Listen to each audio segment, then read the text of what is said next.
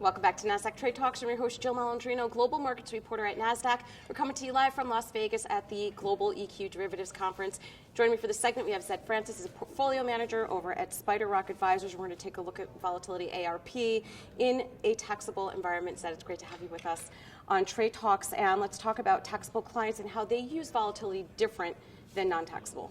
Yeah, so obviously we're at a volatility conference, and everybody's talking about the efficacy of using volatility to enhance returns, but most of the folks here are focused on non-taxable investors. And the reality is the efficacy of derivative overlay programs are actually stronger in a taxable environment. And a simple example of that is you have a portfolio, the market's rallied significantly over the last 10 years. If you're a taxable investor, you'd probably like to reduce your equity risk in that portfolio, but you have a sizable bill if you go ahead and actually sell those underlying securities. So you can utilize derivatives to reduce the risk of your portfolio, turning it into more of a yield-focused portfolio without executing that tax bill. So you take a look at solutions over systemic then? That's exactly correct. And when you be able to walk down those solutions type paths, then you find very interesting investors, which are very in focus of Nasdaq, West Coast folks that have a significant portion of their net worth in a single security that have a significant capital gain associated with that security.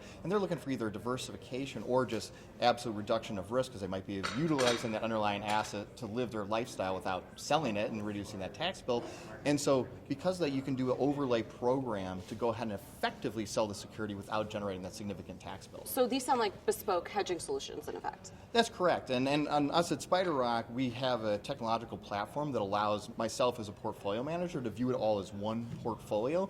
But in reality, we're operating each individual solution in a bespoke fashion. All right, so thanks so much for joining us at EQD. And thanks for joining me throughout the day on Trade Talks. I'm Jill Malandrino, Global Markets Reporter at Nasdaq.